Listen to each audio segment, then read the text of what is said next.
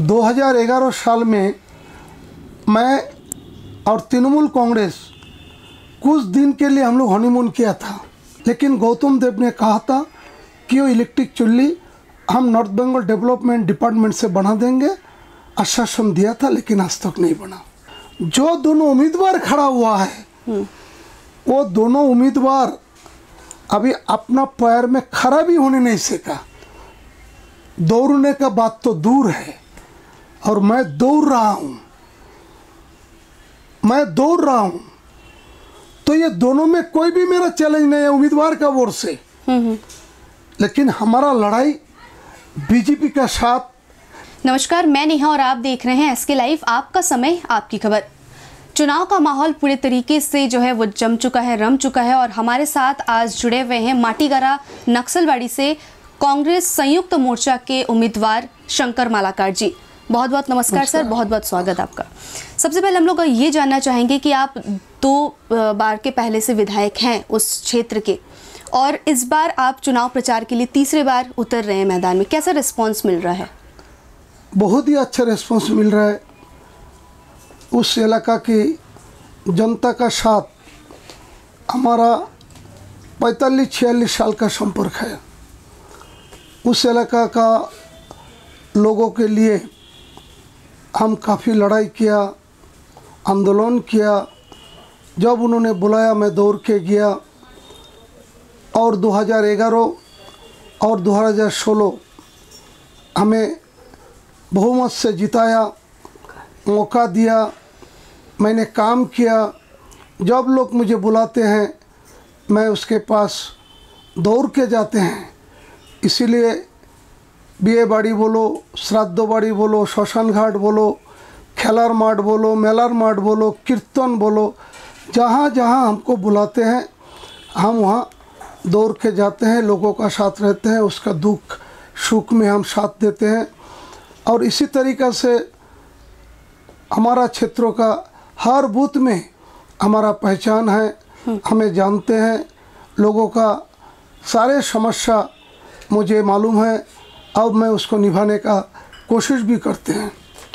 हम लोग जानते हैं कि देश की अगर बात करें तो कांग्रेस की स्थिति काफ़ी दयनीय है। इसमें राज्य के और अपने क्षेत्र की स्थिति आप कैसे देखते हैं? देखिए, कोई भी पार्टी का जिंदगी भर अच्छा दिन नहीं होता है। सभी पार्टी का अच्छा दिन भी होता है, बुरा दिन भी होता है।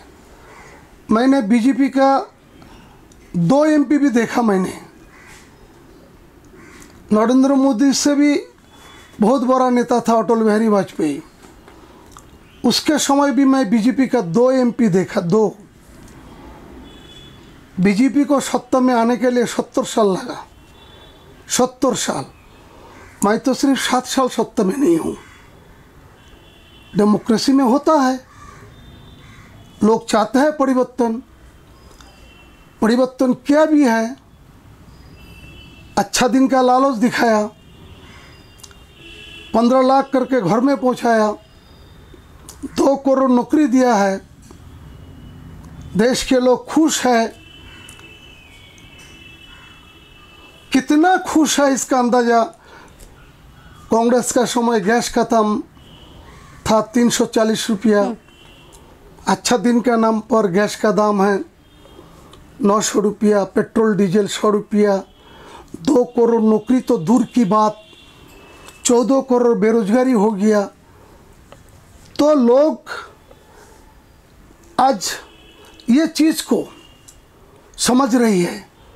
जनता भूखा नहीं है, जनता सब देख रही है।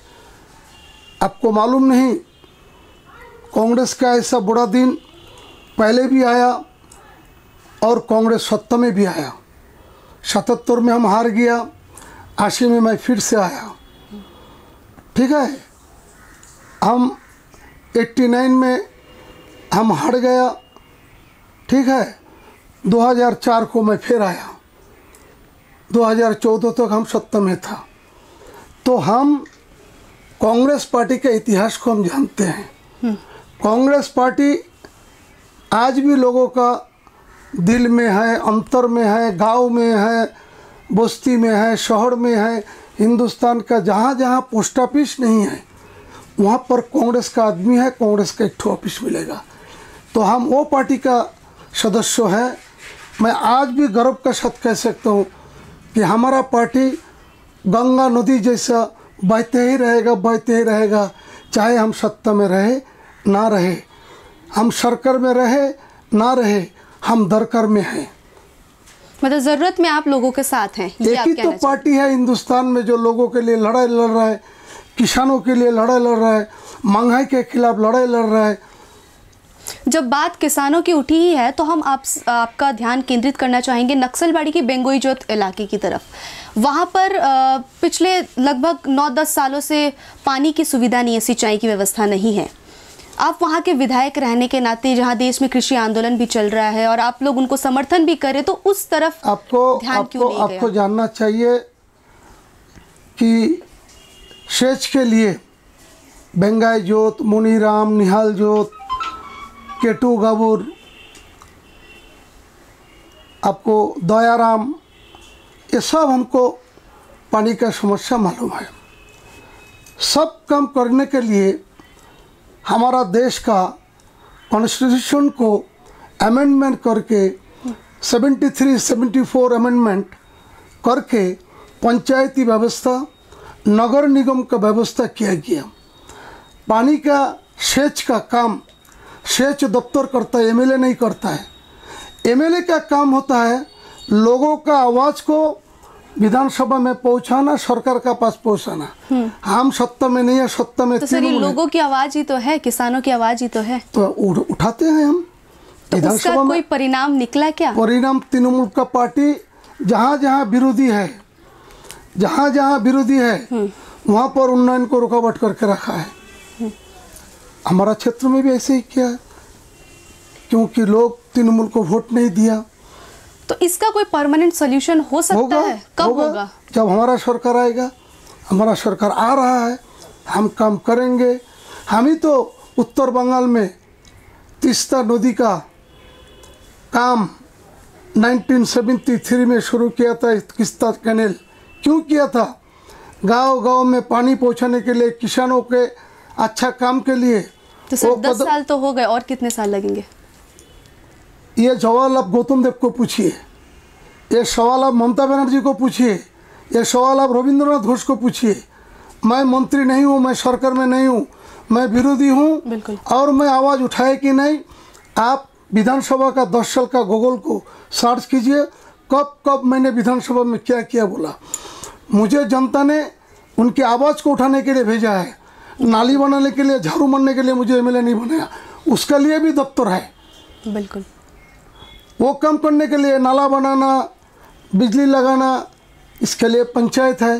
वो पंचायती व्यवस्था में यानी कि आप कह रहे हैं कि आपके आवाज उठाने के बावजूद भी ये कामकाज जो है वो नहीं हो रहा, नहीं करेगा। जहाँ जहाँ विरोधी है उसके लिए काम नहीं करेगा। विरोधियों के लिए काम नहीं हो रहा है, ये कहना है शंकर मालाकार का। इससे पहले हम लोग जानते हैं कि पिछले इलेक्शन में 44 सीट आपको मिले थे। इस बार कितने का टारगेट है? हम तो अमित शाह भी नहीं है, दीदी भी नहीं है। इन लोग तो कोई 200 बोल रहा है, कोई 200 पार करने के बाद बोल रहा है। जनता ने वोट दिया नहीं, पहले से बोलना शुरू कर दिया कि 200 सीट हमको मिलेगा जी। तो उन लोग को पूछिए कि हमको कितना मिलेगा। जब उसको 200 मिलेगा तो कांग्रेस को कितना मिलेगा उसको पूछिए। दीदी बोल रहा है 225 पार कर देगा, अमित शाह बोल रहा है 200 पार कर देगा, तो उन लोग को पूछिए कि हमको कितना मिलेगा। जब 200, 400 उन लोग को मिलेगा तो हमको तो कुछ भी नहीं मिलना चाहिए।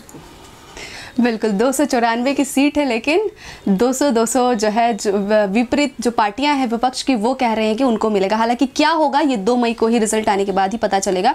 लेकिन इसी बीच हम लोग अगर दूसरे जो है ज़्यादा वोट लाते हैं और आप 50% से कुछ हद तक कम बेसी रहते हैं, तो क्या आप किसके साथ जाएंगे फिर, या किसके साथ मिल करके सरकार बनाएंगे? जो बीजेपी को रोकेगा। सरकार बनाने का बात तो बाद में है। बीजेपी को रोकने के लिए देश की सारे सेकुलर फोर्स के साथ हम आज भी अलायंस किया, आगे भी हम अलायंस करेंगे सेकुलर फोर्स के साथ। बिल्कुल सर, हम लोग जानते हैं कि माटीगरा नक्सलबाड़ी क्षेत्र में पहले एक राजवंशी चेहरे को तृणमूल कांग्रेस से उम्मीदवार के तौर पर उतारा गया था। उनके बाद उनको हटा करके एक गोरखा चेहरे को वहां पर दिया गया है। वहाँ ये जात पात का राजनीति बीजेपी भी करता है, टीएमसी भी करता है।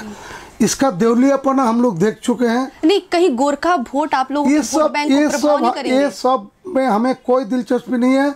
हमको गोरखा का समर्थन चाहिए, राजवंशी का समर्थन चाहिए, ट्राइबल का समर्थन चाहिए, हर जाति हर धर्म का समर्थन हमको चाहिए।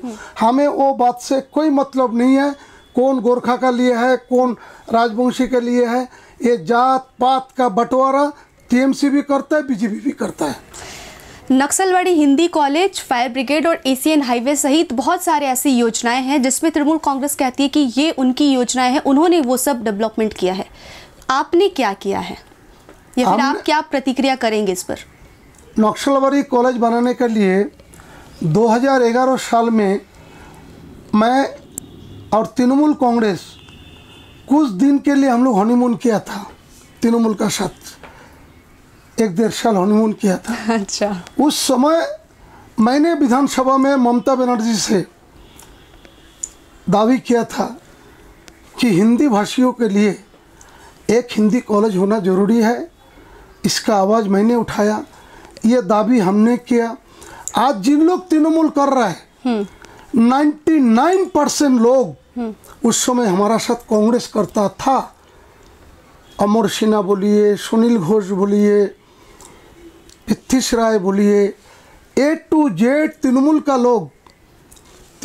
लोग हमारा साथ कांग्रेस करता था।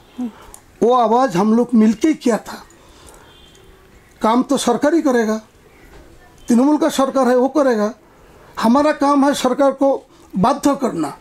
हमारा राजनीतिक लड़ाई, विधानसभा में लड़ाई के कारण जी हिंदी कॉलेज नक्सलवाड़ी में हुआ, फायर ब्रिगेड नक्सलवाड़ी में हुआ, डिजास्टर मैनेजमेंट नक्सलवाड़ी में हुआ, मोनीराम में पानी का टैंकी हुआ, एशियन हाईवे जब प्रस्ताव आया उस समय कांग्रेस का सरकार था, मनमोहन सिंह का सरकार था, और नेशनल हाईवे का मिनिस्टर था सीपी जोशी, जो हमारा करीबी दोस्त है, हमारा साथ में अच्छा संपर्क है। ये एशियन हाईवे आपको एशियन डेवलपमेंट बैंक का रुपया से इंडिया गवर्नमेंट को गारंटर रख के एशियन हाईवे बना सार्क कंट्री के लिए। वो फुलवारी से घोषपुकुर होकर के नेपाल जाने का प्रस्ताव था, लेकिन मैं, प्रणब मुखर्जी, मनमोहन सिंह, सीपी जोशी, हाईवे के चेयरमैन अरविंद अरोड़ा, ये सब के साथ मिलकर के मैंने उसको लॉजिक से समझाया कि एशियन हाईवे का रास्ता अगर इधर से जाएगा तो हमें मेडिकल कॉलेज का बेनिफिट मिलेगा, हमें यूनिवर्सिटी का बेनिफिट मिलेगा, हमें बागडोगरा एयरपोर्ट का बेनिफिट मिलेगा, हमें बैगनूबी कैंटोनमेंट का बेनिफिट मिलेगा। मतलब आप ये कहना चाहते हैं कि आपकी योजनाओं के तहत ये कामकाज हुआ है, ना कि टीएमसी ने किया है, या फिर टीएमसी के साथ आपने किया है? टीएमसी ना उस समय सेंट्रल गवर्नमेंट में था, ना टीएमसी जिंदगी में कोई भी सेंट्रल गवर्नमेंट जा सकता है। टीएमसी तो उस समय कांग्रेस सरकार के खिलाफ उन्होंने नो कॉन्फिडेंस लाया था। ये प्रपोजल ना मेरा है ना टीएमसी का है, ये काम तो सार्क कंट्री का आपको कम्युनिकेट करने के लिए नेपाल से भूटान, बांग्लादेश से भारत, भारत से बांग्लादेश, भारत से भूटान, भारत से नेपाल, ये सार्क कंट्री का रास्ता बनाने का ना हमारा हिम्मत है ना टीएमसी का हिम्मत है। ये काम एशियन डेवलपमेंट आपको जो बैंक है एडीबी, उसका रुपया और इंडिया गवर्नमेंट का गारंटी, उस समय मनमोहन सिंह का सरकार था, और हमारा मनमोहन सिंह का पास जाने का, सोनिया गांधी का पास जाने का, प्रणब मुखर्जी का पास जाने का, सीपी जोशियों का पास जाने का हमारा हिम्मत था, पहचान था, जानकारी था। मैंने उन लोगों को समझाने का कोशिश किया और मेरा बात को उन्होंने स्वीकार किया, काम हुआ। बिल्कुल। इसमें हमको ढंढूरा पटने का क्या है? बिल्कुल सर। शंकर मालाकार जी से बातचीत कर रहे हैं, काफ़ी सारी बात जो है वो बता भी रहे हैं। जो प्रश्न है आपके द्वारा, जनता की आवाज़ जो है वो आज हम उठा रहे हैं एसके लाइव के माध्यम से। इसी में ये भी देखा जा रहा है कि आप काफ़ी एक हेवी वेट नेता है माटीगरा नक्सलबाड़ी के, चूँकि आप 2 बार के विधायक भी रह चुके हैं। नए अगर हम बात करें तो युवा चेहरा में है भाजपा की तरफ से आनंदमय बर्मन, वहीं राजनीति में नए कदम अगर कहें तो वो है राजन सुंदास। तो उन दोनों पर आप कैसे देख रहे हैं कि आपकी चुनौती किनके साथ होगी? हमारा चुनौती बीजेपी से होगा, इसलिए कि बीजेपी सारे देश में टीवी चैनल के द्वारा एक माहौल पैदा किया। लोगों ने वो बीजेपी का तरफ तका हुआ है, देख रहा है, लेकिन बीजेपी को उन लोग वोट देगा नहीं। रहा सवाल मेरा, क्यों नहीं देगा? अगर इस आइए पहले प्रश्न क्या था उम्मीदवार का। जो दोनों उम्मीदवार खड़ा हुआ है वो दोनों उम्मीदवार अभी अपना पैर में खड़ा भी होने नहीं सका। दौड़ने का बात तो दूर है, और मैं दौड़ रहा हूँ, तो ये दोनों में कोई भी मेरा चैलेंज नहीं है उम्मीदवार का वोट से। लेकिन हमारा लड़ाई बीजेपी का साथ सिर्फ मेरा क्षेत्र में ही नहीं, सारे हिंदुस्तान में बीजेपी का खिलाफ हमारा पार्टी लड़ रहा है। गुजरात में हमारा पार्टी, मध्य प्रदेश में कांग्रेस पार्टी, राजस्थान में कांग्रेस पार्टी, असम में कांग्रेस पार्टी, ठीक है, कर्नाटक में कांग्रेस पार्टी, हरियाणा में कांग्रेस पार्टी, राजस्थान कांग्रेस पार्टी, यहाँ भी कांग्रेस पार्टी ही बीजेपी से लड़ेगा। और उम्मीदवार हम उसको कोई इम्पोर्टेंस देना नहीं चाहते। ये तो मतलब है ना, छोटा बच्चा है, खड़ा होने नहीं सका अभी तक, दौड़ने का बात तो दूर है।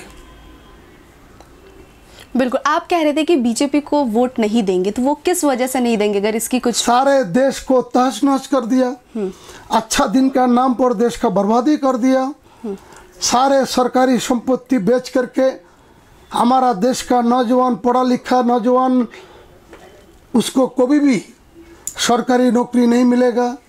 किसान अन्नदाता हमारा किसान लोग आज 4 महीने से आंदोलन कर रहे हैं, उसका जीवन लेकर के खिलवाड़ कर रहा है। 100 से ज़्यादा लोग मर गया, महंगाई बढ़ गया, अच्छा दिन आया नहीं, पूंजीपतियों को और भी बड़ा धनी बना रहा है। आज देश के लोग ये बीजेपी से मुंह घुमाना शुरू कर दिया। पंजाब में चुनाव हुआ, एक भी सीट बीजेपी को नहीं मिला। हरियाणा में नगर निगम का चुनाव हुआ, वहाँ कांग्रेस ने जीता। लेकिन देश की गोदी मीडिया दिन रात बीजेपी करके लोगों को गुमराह कर रहा है।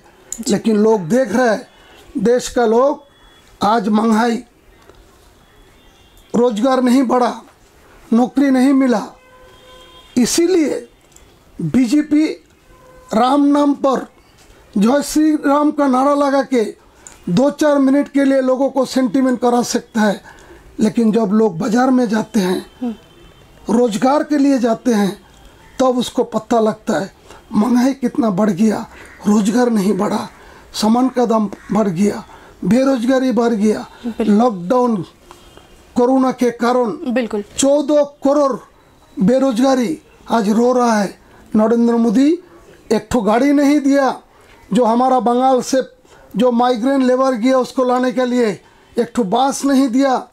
लेकिन आज चुनाव प्रचार में 30 ठो हेलीकॉप्टर दिया बंगाल में, हर जिला का लोग हेलीकॉप्टर लेके घूम रहा है। यही पार्टी को लोग, इसका चेहरा एक, इसका काम एक, इसीलिए बीजेपी को वोट नहीं मिलेगा। सवालों के बीच काफ़ी सारे सवाल जो है वो भी निकल रहे हैं, और उन सभी के जवाब जो है वो शंकर मालाकार आज दे रहे हैं एसके लाइव के माध्यम से। इसी बीच बागडोगरा में इलेक्ट्रिक चुल्ली जो है वो बंद है, मार्केट कॉम्प्लेक्स वो बंद है, इन सभी के पीछे वजह क्या है? मैंने एचजीडीए का माध्यम से उस समय मैं बोर्ड का मेंबर था।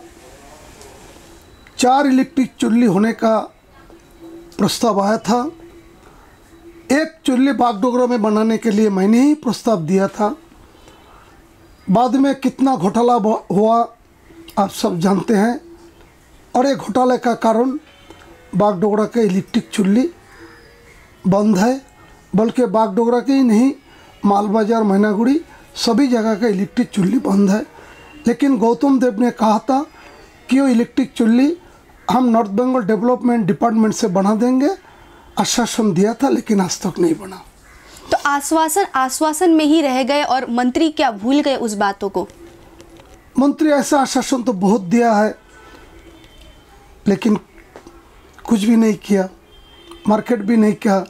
कहा था कि बागडोगरा बिजनेसमैन के लिए उन्होंने मार्केट बना देगा, डिफेंस को ज़मीन दिखा के प्रेस मीडिया भी किया था, लेकिन आज तक कुछ नहीं बना। ये भावतावाज सरकार ये भी इस चुनाव में जाएगा। बिल्कुल। इसी के साथ किन किन मुद्दों को लेकर के इस बार संयुक्त मोर्चा आप लोग मैदान पर उतर रहे हैं?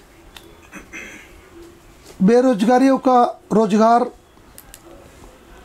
जब तक रोजगार नौकरी नहीं मिलेगा हम नए प्रकल्पों शुरुआत करेंगे। हर बेरोजगार नौजवानों को, गरीब को 7,500 रुपया हर महीना दिया जाएगा। जैसे हम 100 दिन का काम दे रहे हैं, जैसे हम फूड सिक्योरिटी एक्ट हमने बनाया, 2 रुपया किलो चावल। हमारे मनमोहन सिंह के सरकार के समय जो योजनाएं लाए थे, पंचायती व्यवस्था, इंदिरा आवासन का घर, प्रधानमंत्री सड़क योजना, मिड डे मील, शिशु शिक्षा, सर्व शिक्षा, विधवा भाता, ओल्ड एज पेंशन, प्रेगनेंसी बहन लोगों का पेंशन भाता। सबसे ज़्यादा जोर हम स्वास्थ्य के ऊपर देंगे, सबसे ज़्यादा जोर हम शिक्षा का ऊपर देंगे, सबसे ज़्यादा जोर हम रोजगार पर देंगे, सड़क पर देंगे, पानी पर देंगे। 10 साल में ममता दीदी का सरकार नीला और सादा रंग के बिना कुछ नहीं किया। ये चीज़ पर हम जोर देंगे। लेकिन स्वास्थ्य, शिक्षा, ये सब तो ममता दीदी दे रही हैं। आपको मिलता है मेडिकल कॉलेज में ट्रीटमेंट। मेडिकल कॉलेज में आपको ऑर्थोपेडिक सर्जन है, मेडिकल कॉलेज में आपको न्यूरो सर्जन है। एक्सीडेंट होने के बाद आपको मिलता है। आप करा दीजिए हमको, आप लोग इंक्वायरी कीजिए आपका मीडिया के माध्यम से कि नॉर्थ बंगाल मेडिकल कॉलेज में न्यूरो सर्जन है कि नहीं, ऑर्थो सर्जन है कि नहीं, एक्सीडेंट होने से उसका इलाज होता है कि नहीं, बेड भरा कि नहीं, डॉक्टर है कि नहीं, नर्स है कि नहीं। नील सादा रंग हुआ, 2 करोड़ रुपया खर्चा करके एक गेट बना मेडिकल कॉलेज में। वो 2 करोड़ रुपया से आपको 2 सिटी स्कैन आ सकता था, 10 बेड बढ़ सकता था। ये चमकदारी का सरकार खेला मेला, इसके अलावा और कुछ नहीं। अभी बोल रहा है खेला होवे, भयंकर खेला होवे। बिल्कुल। जब बात ये उठी है मेडिकल की, तो जिला अस्पताल की तरफ आपके ध्यान आकर्षित करना चाहूँगी। कुछ दिन पहले ही देखने को मिला था कि मुर्दा घर जहाँ पे पार्थिव शरीरों को रखा जाता है वो ठीक नहीं है, वहाँ पर फ्रीज ठीक नहीं है, चूहे जो है नाक खा जाते, उंगलियाँ खा जाते। इस पर क्या कहेंगे? इसका लापरवाही है। स्वास्थ्य दफ्तर का मंत्री मुख्यमंत्री खुद है, उसको खबर लेना चाहिए कि उसका राज्यों में अस्पताल का क्या परिस्थिति है। बिल्कुल। अंत की तरफ बढ़ते हैं। सवाल आज सबसे बड़ा एक चीज़ देखने को मिला है कि कहीं ना कहीं दार्जिलिंग जिला तृणमूल कांग्रेस की तरफ से आपके ऊपर एक आरोप लगाया गया है कि आपने जो कास्ट सर्टिफिकेट नॉमिनेशन में भरा है वो गलत है या फिर फर्जी है, इस तरीके से। 2011 साल में हम तृणमूल का साथ में लड़ा था, गठबंधन करके ये क्षेत्रों से। उस समय उन लोग ने ये बात नहीं कहा। 2013 साल से जब चुनाव आता है तो ये मुद्दा उठाता है और हम लड़ते भी आ रहा है, जीतते भी आ रहा है। इन लोग को मालूम नहीं है कि बाप का ऊपर भी बाप होता है, उसका भी बाप होता है, उसका भी बाप होता है। हाई कोर्ट ने इन लोग ने जो जबरदस्ती करके कैंसिल किया था उसका ऊपर स्टे ऑर्डर हाई कोर्ट ने लगा के रखा है, उन लोग को मालूम नहीं है। 2021 का 22 मई तक जी स्टे ऑर्डर है।